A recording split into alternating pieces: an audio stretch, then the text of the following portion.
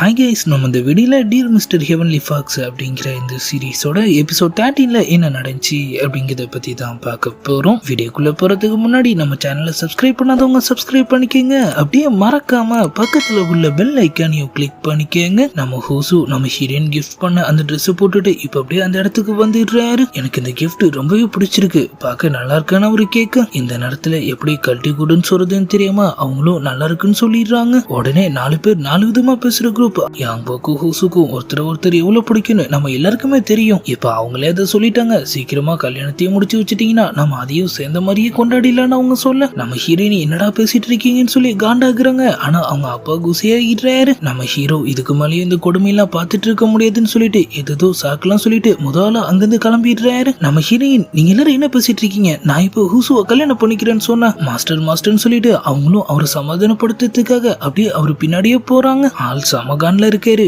Master, எதுக்காக பாதியிலே கிளம்பிட்டீங்க? சாப்பாடு எதுவும் சரியில்லையா? நான் வேணா, நீ எதுக்காக அன்னைக்கு என்ன கிஸ் பண்ணன்னு அவரு கேட்கிறாரு.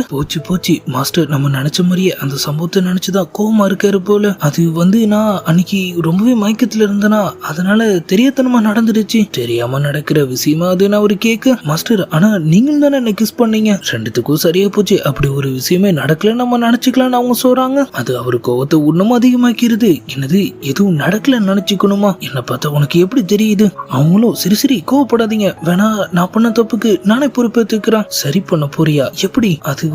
அது நம்ம கல்யாணம் பண்ணிக்கலாம். யாங்போ, நீ அளவுக்கு மீறி போயிட்டு இருக்க, இதுக்கு மேலேயும் நான் கிட்ட பேச தயாரா இல்லைன்னு சொல்லிட்டு அவர் அப்படியே அங்கிருந்து கிளம்ப. நம்ம ஹீரோயின், இவர் எதுக்காக இப்ப இப்படி கத்திட்டு போறாரு? என்ன மன்னிக்கவும் மாட்டேன், கல்யாணமும் பண்ணிக்க மாட்டானா என்ன அர்த்தம்? அவங்க சொன்ன விஷயம், அங்க நடந்த விஷயம் சொல்லி எல்லாம் ஒன்னா சேர்ந்து நம்ம ஹீரோவை பயங்கரமா குழப்ப ஆரம்பிச்சிருது. ஆள் அப்படியே நெஞ்சு புடிச்சிடுறாரு.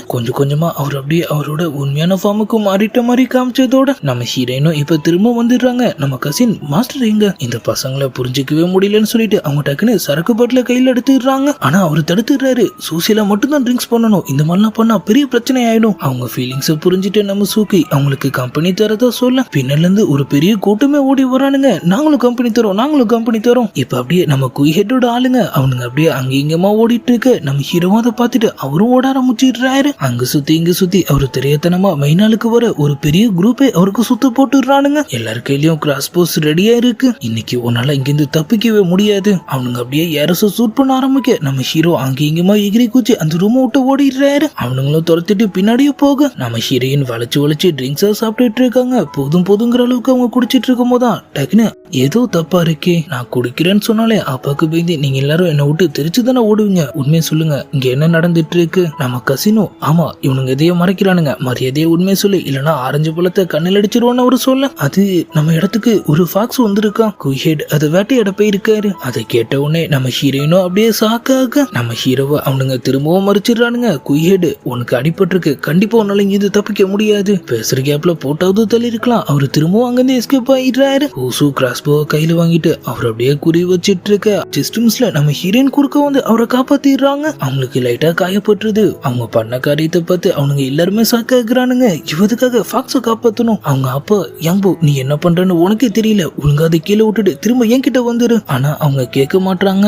இது என்னோட ஃப்ரெண்டு, நீங்க எல்லாரும் எதுக்காக ஒரு எதிரியை துரத்துற மாதிரி இது துரத்திட்டு இருக்கீங்க? அவங்க யார் சொல்லியும் கேட்காம அவங்க அப்படியே அவரை தூக்கிட்டு அங்கிருந்து பறந்து போக, ஹூசு அவளுக்கு அடிவரப்பட்டிருக்கு, அவளால கண்டிப்பா அதை சமாளிக்க முடியாது. நம்ம ஹீரோயின் இப்போ ஒரு பள்ளத்தாக்கு கிட்ட வந்துடுறாங்க. லிட்டில் ஃபாக்ஸ், நீ உடனே இங்கிருந்து தப்பிச்சிரு. ஆனா அவருக்கு போக மனசுல நம்ம ஹீரோயினோட காயத்தை பாக்குறாரு. என்னை பத்தி கவலைப்படாத, நீ முதல் இங்கிருந்து தப்பிச்சு போ. ஹூசுவும் ஆளுங்களோட அங்க வந்துடுறாரு. நம்ம ஹீரோயின் நம்ம ஹீரோக்கு ஏதோ ஆகாம தடுக்கிறாங்க. நீ என்ன பண்றன்னு தெரிஞ்சுதான் பண்றியா? அவங்க இது என்னோட ஃப்ரெண்டுன்னு சொல்ல, நீ அதை ஃப்ரெண்டா நினைக்கிற, ஆனா அது ஒன்னு நல்லா யூஸ் பண்ணிட்டு இருக்கு. ஆனா அவங்க, நான் அதை நம்புறேன், நீங்க அவனை ஏதாவது பண்ணணும்னு நினைச்சீங்கன்னா கண்டிப்பா என்னால அதுக்கு அலோவ் பண்ண முடியாதுன்னு சொல்றாங்க. என்ன நம்ப மாட்டேன், ஆனா அந்த ஃபாக்ஸ நம்புவியா? சரி, நீ இவ்வளவு சொல்றதுனால இன்னைக்கு நான் அதை உயிரோட போக விடுறான். நம்ம ஹீரோயினும் குசி ஆயிட்டு, லிட்டில் ஃபாக்ஸ் நீ உடனே இங்கிருந்து கிளம்பு. ஆனா அந்த திருட்டு போய் டக்குன்னு பின்பக்கத்துல இருந்து அவங்களை அட்டாக் பண்ணிடுறான். பவர் நம்ம ஹீரோயின் மேல பற்ற கூடாதுன்னு சொல்லி நம்ம ஹீரோ வாலண்டியரா வந்து அடி வாங்கிட்டு அப்படியே பறந்துடுறாரு. அதை பார்த்து நம்ம ஹீரோயினும் அதிர்ச்சியில லிட்டில் ஃபாக்ஸ்னு கத்திட்டே டக்குன்னு அவங்களும் மலையில இருந்து குதிச்சிடுறாங்க. ஓசு இதை எதிர்பார்க்கவே இல்லை. நம்ம ஹீரோயின் கீழ் நோக்கி போயிட்டு இருக்க நம்ம ஹீரோ டக்குன்னு அவரோட ஹியூமன் ஃபார்ம் எடுத்து அவங்களை அப்படியே தாங்கி பிடிக்கிறாரு. மாஸ்டர் நீங்களான்னு சொல்லிட்டு அவங்களும் அதிர்ச்சியில அவர் அப்படியே பார்த்துட்டு இருக்கு. நம்ம குயிஹெட்லாம் கூட இப்ப ஸ்பாட்டுக்கு வந்துடுறாரு. நடந்த சம்பவம்லாம் கேட்டு அவரும் ஒரு பக்கம் அதிர்ச்சியாக, இப்ப பேசுறதுக்குள்ள நேரம் இல்ல, சீக்கிரமா போய் அவளை கண்டுபிடிச்சாகணும். அவங்க அவங்க குரூப் மொத்தமா அப்படியே அங்கிருந்து கிளம்ப அவங்க 2 பேரும் லேண்ட் ஆகி ஒண்ணுமோ அதே போஸ்ட்ல அப்படியே நின்னுட்டு இருக்காங்க. நம்ம ஹீரோயின் டக்குன்னு அவர்கிட்ட இருந்து நவுறாங்க. நம்ம ஹீரோ அவங்களுக்கு என்னாச்சுன்னு பார்க்க போறாரு. அங்கே நில்லு லிட்டில் ஃபாக்ஸ், நீ என்ன கிண்டல் தானே பண்ற? ஏதோ ஒரு டிமன் டெக்னிக்கை யூஸ் பண்ணி தான் நீ மாஸ்டரோட உருவத்தை எடுத்திருக்க. நான் சொல்றது சரிதானே அவங்க கேட்க நம்ம ஹீரோ இல்லன்னு தலையாட்டுறாரு. டிமனும் நான் தான், ஓ மாஸ்டரும் நான் தான், இதான் உண்மை. அவங்களுக்கு டக்குன்னு ஃபாக்ஸ் கூட பண்ண சம்பவம் ஞாபகத்துக்கு வருது. அவங்க அவரை கட்டி பிடிச்சிட்டு தூங்குனது, எப்ப பார்த்தாலும் அவரை தூக்கி கையிலேயே வச்சிட்டு இருந்தது. இது எல்லாத்துக்கும் மேல பாத்டப் மாட்டெல்லாம் அவங்களுக்கு ஞாபகத்துக்கு வர. அட பாவி மாஸ்டர், நீ தான் அந்த ஃபாக்ஸ் தெரிஞ்சிருந்தா நான் உன்னை காப்பாத்திருக்கவே மாட்டேன். அவர் அவங்கள சமாதானப்படுத்த போக என் கோவம் குறையிற வரைக்கும் எதுவுமே பேசாதீங்க. அவரை முடிஞ்ச அளவுக்கு திட்டுன்னு திட்டிட்டு நான் கொஞ்ச நேரம் தனியா இருக்கணும்னு சொல்லிட்டு அவங்க அப்படியே அங்கிருந்து கிளம்ப. அவங்களுக்குன்னே அந்த காட்டுக்குள்ள யாரோ ஒருத்தன் மேன்ஷன் வர கட்டி வச்சிருக்கான். நம்ம ஹீரோயின் நீங்க இங்கே கடங்கன்னு சொல்லிட்டு உள்ள போய் டக்குன்னு கதவு சாத்திக்கிறாங்க. போச்சு என் மானமே போச்சு. மாஸ்டரையா நான் டெய்லி கட்டி பிடிச்சிட்டு இருந்தேன். போதா குறைக்கு பாத்துட்டு பொறைக்கும் அவரை கூட்டிட்டு போயிட்டேன். என் மூஞ்ச கொண்டு போய் எங்க வைக்கிறது? ஒரு நிமிஷம் இரு, நான் அவரை நிறைய வாட்டி கிஸ் பண்ணிருக்கேன். போதா குறைக்கு அவரை இந்த அளவுக்கு கேரிங்காவும் நான் பாத்துட்டு இருந்திருக்கேன். இது எல்லாம் பண்ணியும் அவர் எதுக்காக உண்மை என் மேல கோவமா இருக்கணும்? நியாயமா பார்த்தா அவர் பண்ண வேலைக்கு நான் தான் அவர் மேல கோவம் பண்ணணும்னு அவங்க சொல்ல அவங்க காயம் வேற அவங்கள தொல்லை பண்ணுது. நம்ம ஹீரோ என்னாச்சுன்னு கேட்க நம்ம ஹீரோயின் எதுவும் இல்ல, நான் என்ன பாத்துக்கிறேன், நீங்க கிளம்புங்கன்னு சொல்லிடுறாங்க. அவரும் லைட்டா யோசிச்சுட்டு அப்படியே அங்கிருந்து கிளம்ப. நான் மட்டும் காப்பாத்தலனா லிட்டில் ஃபாக்ஸுக்கு அடிபட்டிருக்கும். ஏற்கனவே அதுக்கு வேற உடம்பு சரியில்லாம இருந்துச்சு. அதுக்கு உடம்பு சரியில்லைன்னா அப்ப அவங்க அப்படியே வந்து கதவு திறக்கிறாங்க. பார்த்தா நம்ம ஹீரோ அங்க காணும். திரும்ப சொல்லாம கொள்ளாம கிளம்பிட்டாரா? இந்த வாட்டி நான் கண்டிப்பா அவரை தேட போறது இல்ல. அடுத்த 10 செகண்ட்ல நம்ம ஹீரோயின் காட்டுக்குள்ள இருக்காங்க. அவங்க அப்படியே நம்ம ஹீரோவை கூப்பிட்டு கத்திட்டே போயிட்டு இருக்க. அவரும் இப்ப இங்க வந்துடுறாரு. கை ஃபுல்லா ஹெர்பல்ஸா இருக்கு. எல்லாமே அவங்களுக்காக தான். அவர் அதை ரெடி பண்ணிட்டு இருக்கு. எனக்கு நல்லாவே ஞாபகம் இருக்கு, உங்களுக்கு அடிபட்டு இருந்துச்சுல, என்னாச்சுங்கிற மாதிரி அவங்க கேக்குறாங்க. ஆனா ஆள் எதுவும் சொல்ல மாட்டாரு. அது ஒண்ணு இல்ல, சின்ன பிரச்சனை தான். இப்ப உனக்கு ஏதாவது தேவைன்னு அவரு சொல்ல நம்ம ஹீரோயின் கையில இருக்கிற காயத்தையும் நம்ம ஹீரோவையும் பார்த்துட்டு டக்குனு கீழே குனிஞ்சுக்கிறாங்க. நான் நிஜமாவே என் ஐடென்டிட்டியை உங்ககிட்ட இருந்து மறைக்கணும்னு நினைக்கல. அன்னைக்கு பாத்ரூம்ல கூட நீங்க எதுவும் சொல்ல வேணாம், நானே எனக்கு மருந்து போட்டுக்கிறேன்னு சொல்லி அவங்க அப்படியே இந்த பவுலையும் தூக்கிட்டு உள்ள போய் கதவு சாத்திக்கிறாங்க. ஆனா அது ரொம்பவே கஷ்டமா இருக்கு. காயத்துல ஹெர்பல் படம் முதல்ல நம்ம ஹீரோயின் கத்துறாங்க. அந்த சவுண்டை கேட்டு நம்ம ஹீரோவும் பதறாரு. நான் வேணா உள்ள வரட்டுமா? அவங்க வேணவே வேணான்னு சொல்லிடுறாங்க. கொஞ்ச நேரத்திலேயே அவங்களுக்கும் இது வேலைக்காகுதுன்னு நல்லாவே புரிஞ்சிருது. அவங்களே வந்து அவரை கூப்பிடுறாங்க. என்னடான்னு பார்த்தா நம்ம ஹீரோ இப்ப கண்ணை கட்டிட்டு உட்காந்துட்டு இருக்காரு. ஆனா திறந்திருக்கிறத விட இதான் ரொம்ப டேஞ்சரா இருக்கு. நம்ம ஹீரோயின் அவர் கையை பிடிச்சி காயத்துக்கிட்ட கூட்டிட்டு போக ஆளும் ட்ரீட்மெண்ட் ஸ்டார்ட் பண்ணிடுறாரு. அவங்களுக்கும் அவர் அந்த மாதிரி பார்க்கும்போது லைட்டா ஃபீல் ஆகுது. லவ் மோடுக்கு மாறிட்டு அவர் அப்படியே கிஸ் பண்ணலாமான்னு சொல்லி பக்கத்துல வராங்க. பாதிலேயே எம்போ நீ என்ன பண்ணிட்டு இருக்க? அவங்க திரும்ப நார்மலாக இப்ப அப்படியே ட்ரீட்மெண்ட்லாம் முடிஞ்சு அடுத்த நாள் வீடியோவும் செஞ்சிருது. 2 பேரும் ஒரே பெட்ல படுத்துட்டு இருக்காங்க. முடிச்சு நம்ம ஹீரோயின் வழக்கம் போல நம்ம ஹீரோ தூங்குற அழகு ரசிச்சுட்டு அப்படியே அவரு மூக்கு லிப்ஸ் எல்லாம் தொட்டு விளையாண்டுட்டு இருக்கு. ஆளும் டக்குன்னு முடிச்சிடுறாரு. மாஸ்டர் உங்களுக்கு என்ன ஒண்ணுமும் லிட்டில் ஃபாக்ஸ் நினைப்பா? எதுக்காக கடிக்க பாக்குறீங்க? அப்புறம் நீங்க திரும்பவும் லிட்டில் ஃபாக்ஸா மாதிரி பொண்ணுங்க ரூம்க்குலாம் போய் பிரச்சனை பண்ற வேலைலாம் வச்சுக்காதீங்க. நான் என்ன உங்ககிட்ட பிரச்சனையா பண்ண? என்ன டெய்லி ரூம்க்கு தூக்கிட்டு போனது யாருன்னு அவரு கேட்க அவங்க டக்குன்னு அவர் வாயை பொத்திடுறாங்க. நம்மளும் இப்ப லவ் மூடுக்கு வந்துடுறாரு. அவங்க 2 பேரும் பயங்கர ரொமான்டிக்கா அப்படியே ஒருத்தர் கிஸ் பண்ணிக்க போக ஜஸ்ட் மிஸ்ல குயமோன்னு கத்திட்டு அவங்க செக்டர் ஆளுங்க அங்க வந்துடுறானுங்க. அவங்களும் அப்படியே வெளியே போயிட்டு அவங்க எல்லாரையும் மீட் பண்ண அவங்க அப்பா உனக்கு இது ஆகலையே, அந்த ஃபாக்ஸ் டீமன் எங்க போச்சு? நீங்க தேடுறீங்கன்னு தெரிஞ்சும் அந்த டீமன் என்ன இங்கே உட்காந்துட்டு இருக்கோம், அது எப்போ ஓடிருச்சு. இருந்தாலும் ஆள் ஒம்படியா உள்ள போய் செக் பண்றாரு. நம்ம ஹீரோயின் ஹூசுமால வர கோவமா இருக்காங்க. அந்த ஃபாக்ஸ் கூட